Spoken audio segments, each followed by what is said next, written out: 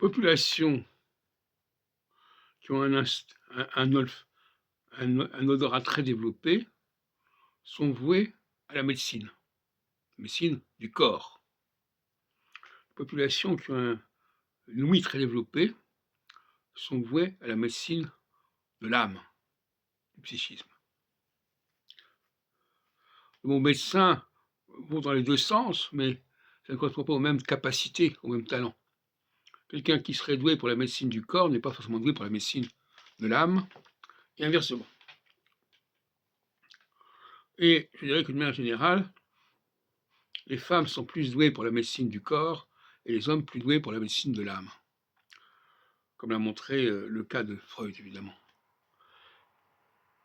Un autre point que je voudrais développer aussi, toujours à propos de la question du sensoriel, c'est que certaines populations ont besoin de parler, de dire les choses. Il ne suffit pas que les choses se présentent devant elles, il faut qu'elles soient exposées, exprimées, explicitées. L'autre jour, il y avait quelqu'un il y avait une personne qui a dit « Mais pourquoi il n'a pas demandé ?» A demandé à passer, comme si ça n'était pas évident que la personne voulait passer.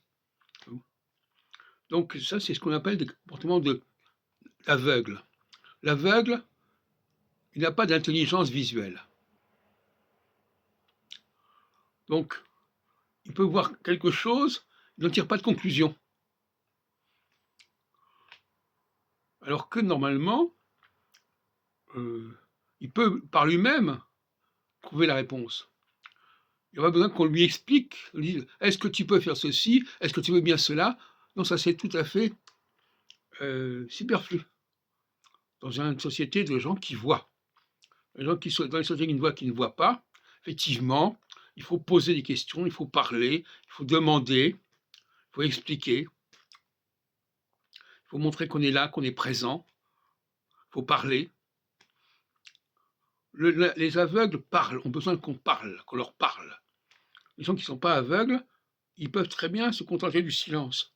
Parce que le silence de la parole n'est pas le silence des visages, n'est pas le silence des situations. Donc pour paraphraser Descartes, au je pense donc je suis, il y a aussi je sens donc je suis.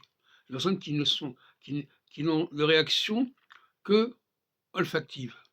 S'il y a quelque chose qui sent mauvais ou qui a une odeur bizarre, ils vont réagir. Et c'est justement ce que je disais tout à l'heure à propos des médecins. Diagnostic, une odeur va permettre au médecin de dire il y a quelque chose qui ne va pas de ce côté-là. Donc il y a des personnes qui ont un olfactif qui prédomine et qui souvent est la contrepartie d'un intellect qui est souvent un petit peu débile, si on peut dire.